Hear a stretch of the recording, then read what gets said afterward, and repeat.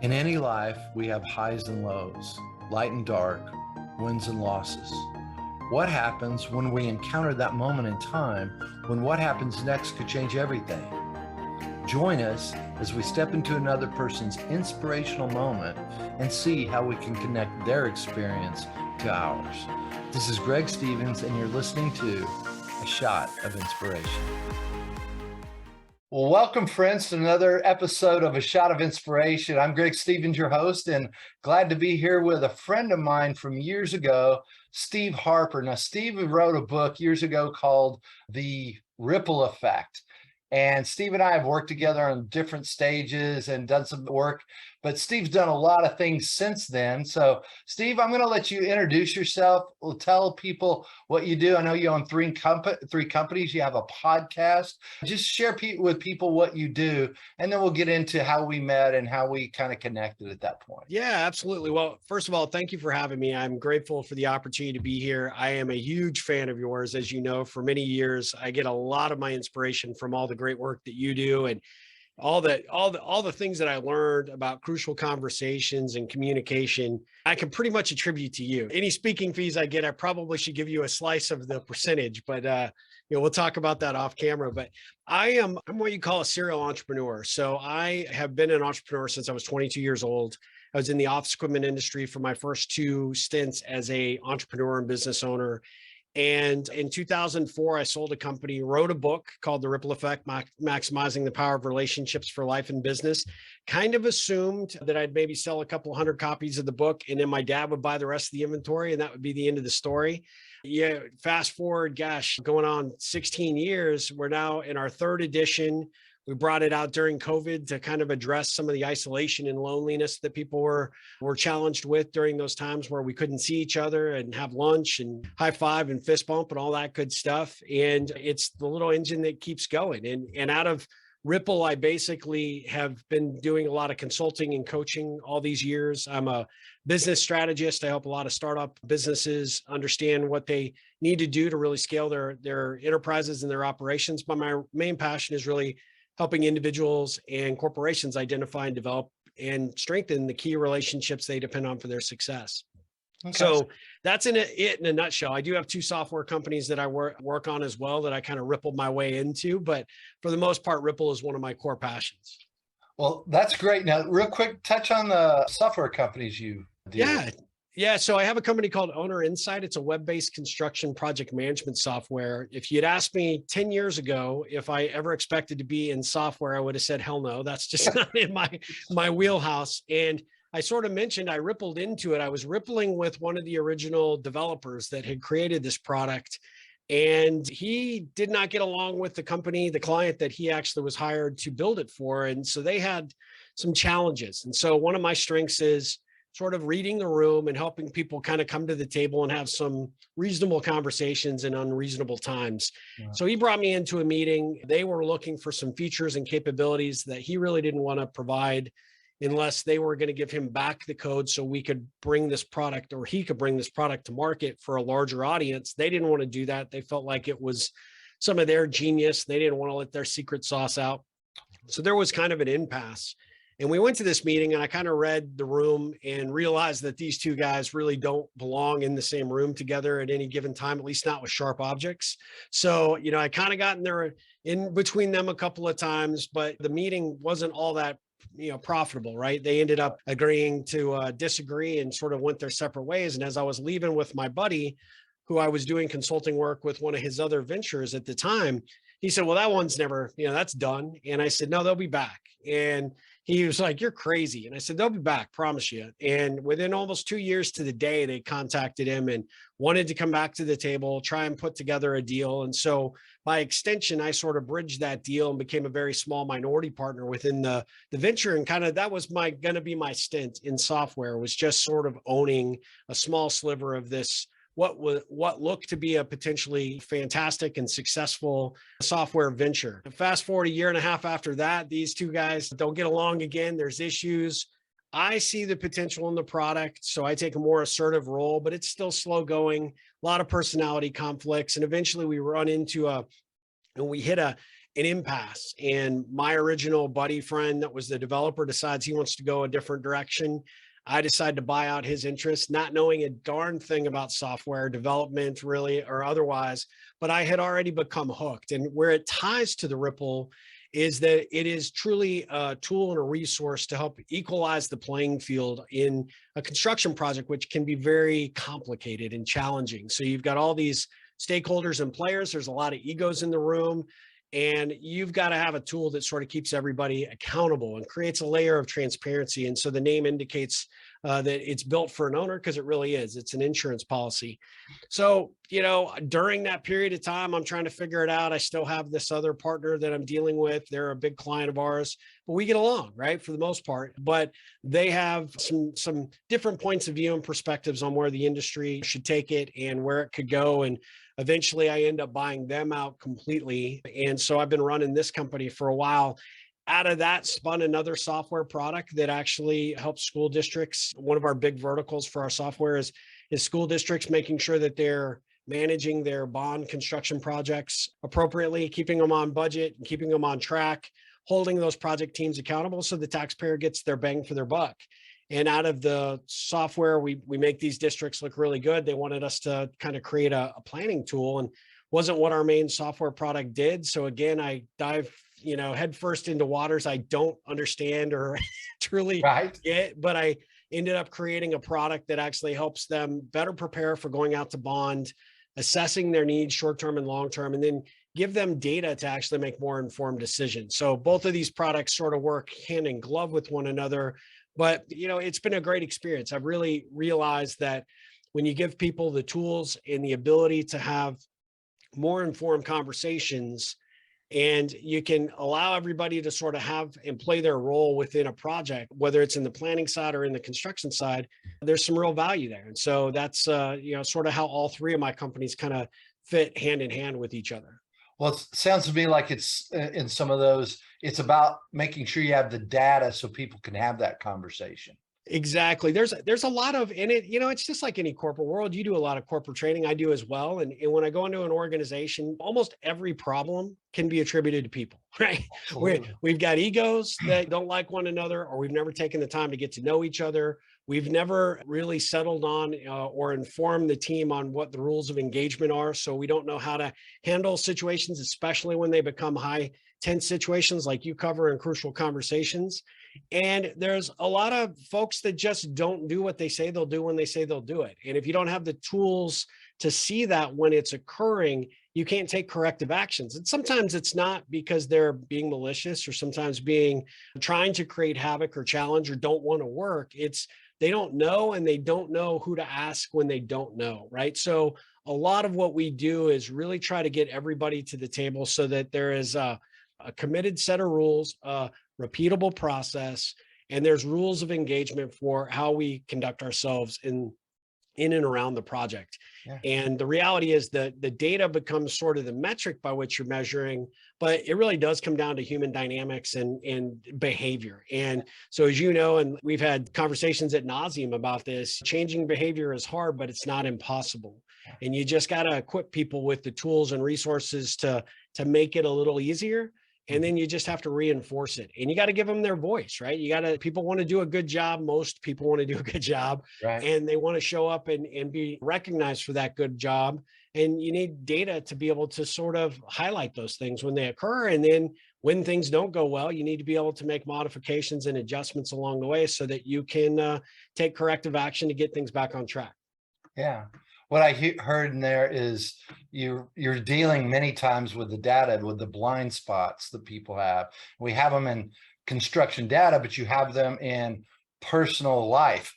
Yeah, I think those are the bigger blind spots because we're so close to what we see. I typically go into a room and ask people, look around the room. What is the one thing you don't see here? It's yourself. Yeah, and everyone else sees it, but it's completely blind to you. And that's one of the pieces where I feel like I'll always have something to do because, like you said, human behavior is difficult to change, but it can be done. I'm Absolutely. actually a poster boy for this stuff does work. Parent Club for Men You and and me Crucial both. Conversations.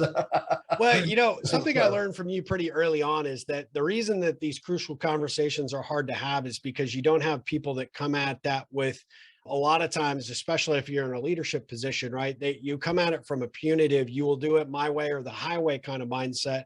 And you get employees that are the worker bees, the people that actually have to do the work, often have not built enough rapport or a relationship with their higher ups so that when things do start to come off the track a little bit, they can go and get advice, they can get guidance. And so what I actually find, and it's true in almost every corporate environment, but especially in the software engagements that we're involved in, is it isn't that people don't want to do a good job, they just don't know how in some respects. And even if they and there's a lot of ego that often informs some of the decisions, good and bad, that is often made. And the reality is you've got to find a way to sort of equalize that in some capacity.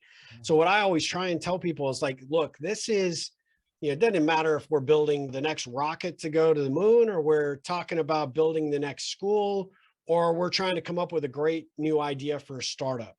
Everything is informed by the relationships that we have for the people that we depend on for our success, how we treat and respect one another, and ultimately how we're going to handle things when things are going great, but especially when they're not going so great and not so well. And so that's the thing that I love about your work, is that you want to be able to give those people a voice to have those high tense conversations. And where I come in on that front from the Ripple perspective is, if I've laid the groundwork and you and I know each other more than just your job responsibility, and that you're responsible for the TPS reports every Friday, and I know about you, and I know about your family, and I know about what makes you tick outside of work, and we have a personal connection, even when things don't go well, we're far more willing to give that person a shot to get it corrected.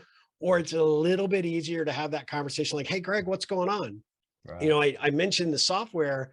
When people miss deadlines, just to have somebody say, hey, look, Greg, is everything okay? I mean, this isn't like you to miss this. And I just want to make sure something else isn't going on, or we need to bring in some additional resources to help you, as opposed to, dang it, Greg, what are you doing? You're screwing up my timeline. You're messing everything up. And it's a different approach in a different direction, surely, but it's true in almost every environment. If you Yeah. can figure out how to have those conversations, create that rapport, build that trust, Yeah. life just happens to go better for everybody. It does. And that brings me back to your book, The Ripple Effect. Why the ripple effect? Let's go back to because you've been talking about relationships, how important those are. They're the core of everything. And you wrote a book specifically about how to create relationships that work through networking and all of that. That's what the ripple effect is, the ripple effect we have. Why did you write the book in the first place? What led you to that? Yeah, great question. So it originally didn't start off to be the ripple effect. It was, I sold a company in 2004, and literally day two after I sold this company, I had some of my clients that had done business with me for years said, hey, now that you're free or a little more flexible, would you come teach us about customer service? Would you come teach us about how to build a sales team? And I'll be the first to tell you, I did not have a high opinion of myself or my skill sets. But I wasn't the greatest salesperson in the world. What I was really good at with my clients was figuring out what they needed help with. And I did that by asking questions. What can I be doing to add value? Right. I ask almost everybody, you gotten this on probably a dozen emails. How can I help you? Right. That's a question that is such a powerful question to ask. So they loved that. They remembered it and they wanted me to come teach them. And so I'm like, I don't even know what consulting is. So they brought me in, had me do these little talks and workshops and whatnot. Next thing I know, they're handing me checks for, I didn't even ask for money. And I'm like, oh, this is pretty sweet. I don't understand what I'm doing here. And the more that I got into this consulting game, the more I realized that most salespeople suck. And so they're just horrible. And, I had a friend ask me, what makes you good at sales? I said, well, I wasn't a salesperson. That's what I did. I tried to be a sales professional, which gave me a little bit different approach. I wasn't about transaction. I was about building relationships. And I said, where most salespeople go wrong is they're trying to always get that next kill, right? They're trying to figure out that next prospect, and it's very transactional. And where I was successful for, at that point, about 10 years as a business owner, I had customers that came back to me because they were becoming my evangelists. They would buy additional products or services, or they would bring their friends or their professional colleagues to do work with us. Back when I sold my company, I had 8 companies that were vying to buy from me, and they could not figure out what my sales strategy was because I really didn't have a sales team. And it was all about the relationship. So I thought, let me start write a book for people that are coming into the sales game new, or people that are looking to remake their career, and really focus in and around that relationship component. It's not about today's sale, it's about tomorrow's relationship. And how do I grow that and expand it, add value, even in ways that maybe they don't expect? And so I start writing on this. I start looking at things like my network and the strength of my core relationships with those prospects that became customers, et cetera, was even if they had a need, when I asked that question, how can I help you? They're like, hey, I got this problem with my phone system, or I need new business cards, or I need whatever the issue might be. Well, if I'd taken the time to build the right network, then I likely, even if I couldn't fulfill that need, I probably knew somebody who could, that I had a trusted, verified relationship with. And because of that, not only was I improving a relationship with a customer or a prospect, but then I was improving that relationship with that that subject matter expert that I was engaging them with. And it just became sort of my formula. And then out of that, really, the more that I wrote, the more it became, this is kind of my life principle. This is more about how to be a good human, how to contribute, add value. And, I start thinking about the ripple concept, where it's really very much like tossing that stone into the crystal clear pond. That action, you have no idea how deep it goes, but those ripples, they ripple up, but they always ripple back. And so things like just a compliment to somebody that's been putting in long hours and working hard at your company, or, saying hello to a stranger, or recognizing great service at a restaurant, or like when you and I got together, just, recognizing someone that's doing great work, and then just saying in the moment, like, Greg, you're somebody I really want to emulate. You're somebody that I know that I can learn from. You're someone that I know can add value to my life, and I'm here to be a sponge as much as you'll let me be. Those things have a ripple effect to that relationship that can go well beyond any transactional value you might perceive, right? So for me, it's always about heart to heart, belly to belly conversations, getting to know people and connecting. And that's essentially how the book came about. That's awesome. Yeah, everything you're saying when you talk about acknowledging people, connecting, to me, it's all about connecting. Because when I acknowledge that, someone says, wow, I'm seen. And how many of us, I say this in my classes, how many of us go home each night going, wow, I had too much acknowledgement today. We never say that because, No. but when someone notices us, but what I've also seen when I'm teaching class, what people will say, well, you can't acknowledge people too much because then they'll take advantage of you. And here's the thing, that's that fear-based conversation coming up. And that's when I stop, I go, well, how many again have too much acknowledgement at the end of the day? Not one person said a thing. They laughed at it because they know how ridiculous that sounds, because it's a desert out there around acknowledgement. I tell people all the time, my career is I get to hand out ice water in the desert. Yeah. I give hope, and that's what I see, the ripple effect, because what you're doing is you're saying, and that part about ripple, you have to expose yourself a little. Yeah. Yeah. You have to have enough courage to share. One of the things I find, if you want to connect with people, you have to share a bit of yourself. You just can't expect something from them. But I find that if I give that out first, most people are willing to, because wow, I need that in my life. I think that's what we need as human beings, is connection. And that's what I saw early on. I used to used to have those networking programs, really fun things. Yeah. You ever do those anymore? Yeah. Yeah. We do them online every month. So in fact, one's coming up next Tuesday.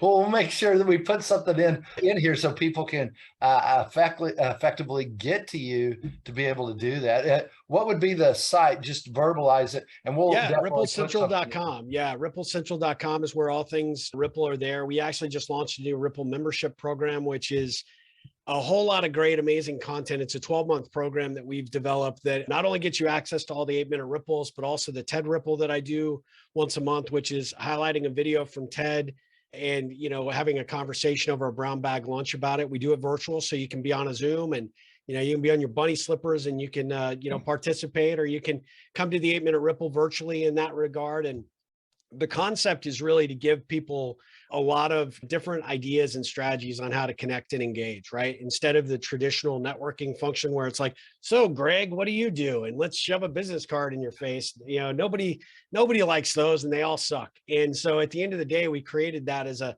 mechanism. And now, because we're doing them virtual, you can be anywhere doing the rippling at any given time from, anywhere in the world, right? So we made that part of the Ripple membership, so you get in automatically for all 12 events at no additional cost. But we've got some great content that we're putting together. I've always been, you talk about, sort of the secret to connecting. I always look for and find great content from people that are out doing amazing work, right? And I have always been a curator of content. I've always dreamed of putting it in one place where people can come, they can experience it. What's been amazing to me, when we launched this program September 1, and, Lynn Smith, who used to be on the Today Show, MSNBC, she's most recently been with CNN Headline News.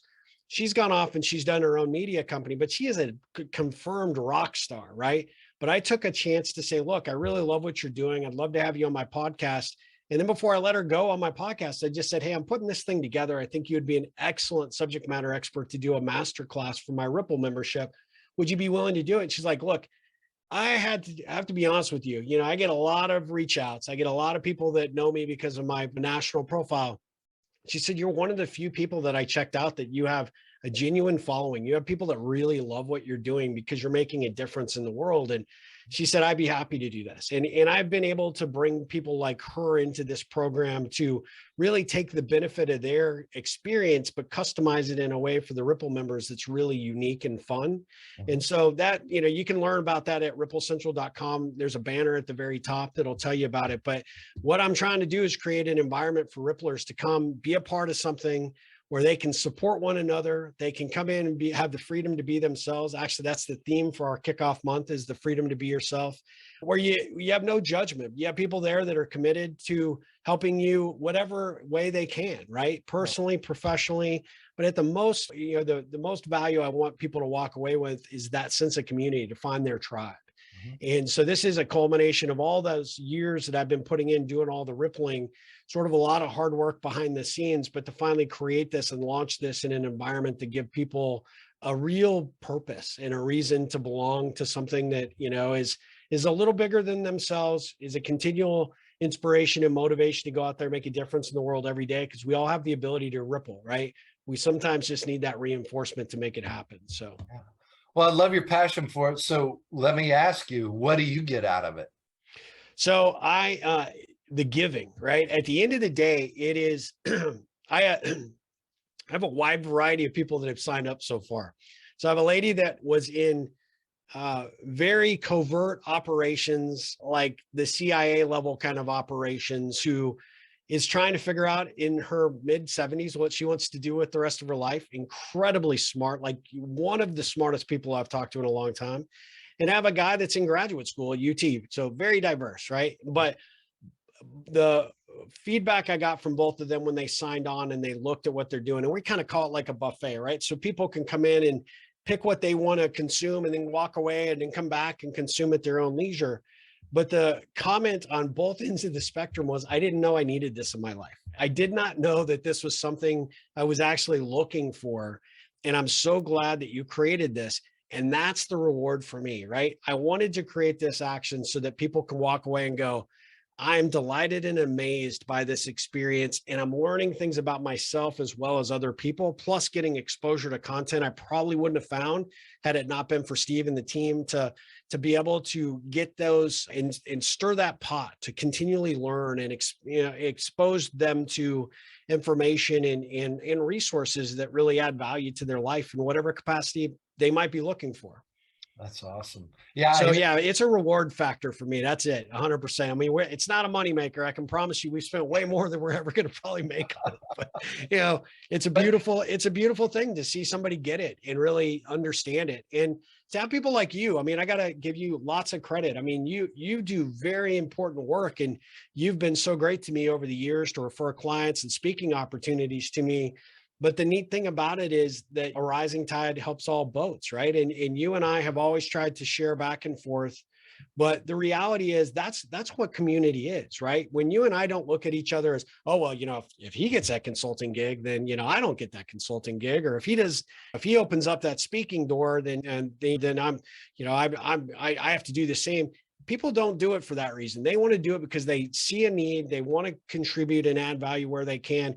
And whoever I refer to your work, I know they're going to be well taken care of. And I can rest easy at night because they're with the champ.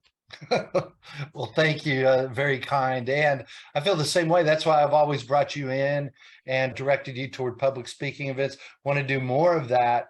But I love it because we have the same philosophy. And my coach used to tell me this: get yours in the giving. Yeah. And that's always been I learned when I was young, moving around to different places. You know, I was the outsider that everyone, when you're a kid, people are like, who's the new guy? Who's the new Yeah. guy? Yeah. You know, there's a lot Everybody's of suspicious. things. Yeah. But I just learned if I could feel a need, if I could help someone feel a little better, if I could do that, gave me something. But all of a sudden there was a connection, and it seemed to grow. And I heard sometime, you want to find the givers in life, because the givers will help each other move forward. The takers are just going to drain your energy. That's right. And, Yeah. and you have both. And I've also seen takers become givers eventually. Eventually. Yeah. Yeah. And it's a maturity for many people. It's a self-awareness. And but when people start to see what you get in giving, it's just, I don't think, when you really feel that, you don't want to ever cut it off. Yeah. Yeah. Well, you know, it was funny. I was thinking the other day about when I knew we were going to be doing this interview, like how you and I first connected. And it was Joyce Scott, who is a former IBM executive, actually suggested I go to an event that you were hosting. And so I went, and it was kind of sort of a introduction to the Crucial Conversation book and the concept. I was in love with it immediately, because a little known fact about me is that I'm very introverted and very shy. Really? And conflict is not my strong suit. And I grew up in a very challenging home environment that there was a lot of turmoil and a lot of challenging situations and conversations that I just avoided. And so as I became an entrepreneur, and now you find yourself in this leadership position, and people aren't doing what you need them to do, or they're sort of taking advantage. I mean, you kind of mentioned it earlier. People think that soft skill piece is sort of easy and intuitive. It's the hardest damn thing you can possibly ever learn, right?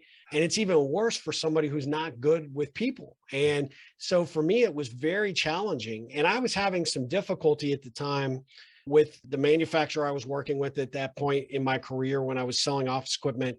And she made the recommendation, hey, you should go you should go see this presentation and maybe get to know Greg and learn about what he's doing. So I was enamored with what you were doing at the front of the room. And I had never in a million years thought about like that as a possible career path, like being a trainer, consulting, doing anything. I was still very much the entrepreneur, just doing my thing. I could do well on a sales demo or things that I was like in control of, but I never could do what I thought. I never assumed I could do what you were doing. And then you and I got together. I think it took a moment of courage to reach out to you and say, I really enjoy what you're doing. I just bought the book. I'm going through the workbook. I love what it's all about. I'd like to learn more about the company and what you're doing and ways that I could help you. And we got together back in the day at Daily Grind Coffee. Yep. And you came up to Round Rock. We had this great conversation, but I remember walking in scared out of my mind that I was going to meet this guy that has all his crap together, right? And he is like, you are a rock star in my eyes. And I was super nervous because I always had, and again, being introverted and shy, you automatically take the backseat to everybody. And one of the things that I found with you is that you just instantly put me at ease. You were so easy to talk to, so friendly. You actually shared some really interesting stories. I was at that stage with my company where I knew I was in the process of probably selling, but nobody else knew that.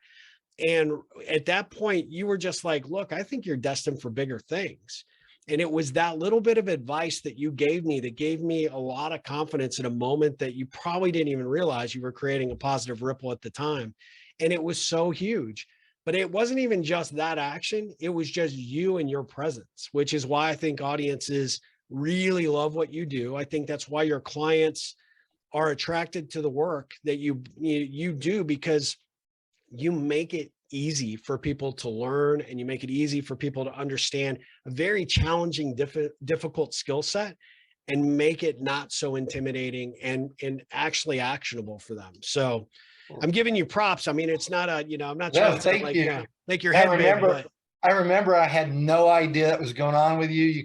You had me fooled till just now. yeah. So, but also, folks, right after that, I got Steve one or two speaking gigs, and Yep. here's the thing: I never questioned it. I knew he was going to do great, and got nothing but great reviews. And I was like, I always handled it. So I remember the client. We won't say who the client is, yeah. because maybe someday we'll both be speaking for them again. But you told me I was going to Philadelphia, and you're like, hey, look, I don't know how, you've got the first session. I don't know how well attended it's going to be. They had a big blowout party the night before. A lot of these people, if they come in, they're probably going to be hungover. It'll probably not be the friendliest of audience. So good luck with that. I mean, you'll do great, right? But I remember you like, you're telling me this now, like 20 minutes before I go in there. But I walked in, and what was funny was you gave me, I talk in my work a lot about connection points, how to learn something about the people that you're engaging with so that you can sort of leverage that in some capacity. And I still was fairly new at the speaking gig. And so I came out of the gate and I said, so, understand, a few of you, I'm really honored you're here based on what I heard about last night. And that had them like totally rolling. I didn't know about it. I mean, you sort of set that up so perfectly. And we rolled right into the rippling and the concept and the process and why it was so critical. And they were very process oriented audience, and not, we won't say who they were, but at the end of the day, they're not the best of connecting, right? Right.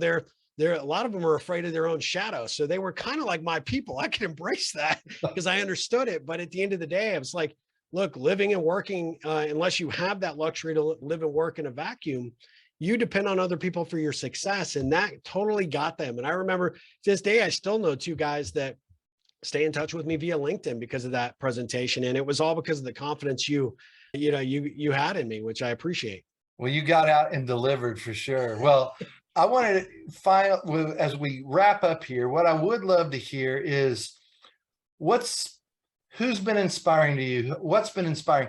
What is something that you would like to leave the audience with as an inspirational message to connect them to change behavior, to step out and do something different? What is your inspirational message to the people who are listening right now? Well, I would say that one thing I like to leave with every audience is that we are all hungry for more authentic connection today. We are a more connected society than we ever have been in the history of mankind. I mean, if I wanted to learn about you, I can type your name into Google, probably follow you on Facebook, Twitter, or whatever, Instagram. If I want to see what you're up to professionally, there's LinkedIn. And we've got this kind of connection hoarder mindset where we think we can just send an invitation to anybody. And now we're connected. So now we're bros, right? And I can call on you and I can try and port my wares or whatever. I think that the thing I would like everybody to realize is that the people that you bring into your life, personally and professionally, first of all, they show up in your life at exactly the time they're supposed to. So if you put this thing away, you look up and you look out, and you engage those people at that moment, don't be afraid to do it because it's so unusual. When people do, they're pleasantly surprised. But they show up because they're supposed to be in your life. And it takes time, it takes energy, but it also takes focus for you to actually figure out what that is. And you're going to do all of the heavy lifting on the front end. But at the end of the day, they're there for a reason. And if you can find that reason, not only will you surprise yourself, but you will delight and amaze them. Because like I said, it is about authentic connection, and we all lack it so much and don't abdicate it to the Facebook likes. Don't just, give a heart or whatever we do on LinkedIn these days. Reach out and say, look, what you said, what you did, how you did it really made a difference to me. Just like what I'm sharing with you. That was unplanned, but honestly, it comes from the heart, because people need to know that people see them and they recognize them. And when you do that, you differentiate yourself from the rest of the pack in such a way. And so if I had to give a message to the general audience, do more of that. And if you struggle with it, call me. I'll walk you through it. And if you're a business leader, from the top all the way down to the lowest rung in your organization, you need to get your butt out from behind your desk and out of the C-suite and go have conversations.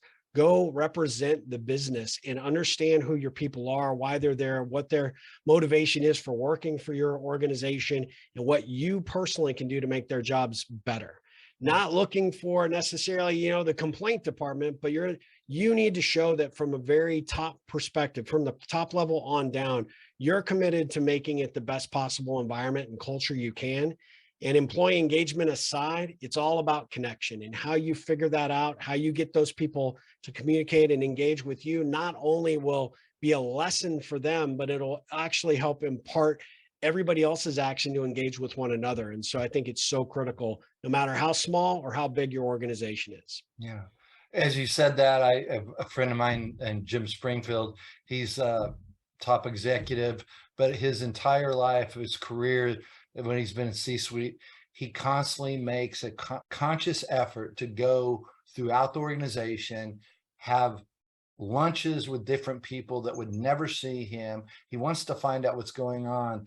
And the trust he creates through that is just amazing from what I've seen.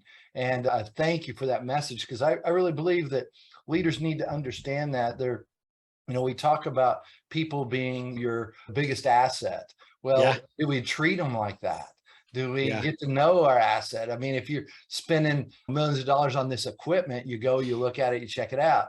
But what are you doing with your people? And I love that message. Thank you so much, Steve. And Steve, I actually want to keep going. So I know this. I want to have you on in another couple of weeks or so. Oh, that'd be I'd great. like to do a second one and just pick up where we left off, because I really find it just flows real easy. And I want to hear more about what you're doing out there with the Ripple and find out what's going to happen just as a result of some of what we're talking about today. Oh, I'd love that. I'd appreciate it. Anytime. I'm more than happy to do that. Thanks so much. And All everyone, right. Thank you. That was our episode today. Thank you, Steve. Thank you, everyone. I'll be looking for our next episode in a week or two. Thanks so much. Bye-bye. Thanks for listening to this episode of A Shot of Inspiration. If you like this or any of our other episodes, make sure you rate it and share it with a friend. This is Greg Stevens, and we look forward to being with you next time. Until then, be bold, be courageous, and respectfully speak your truth.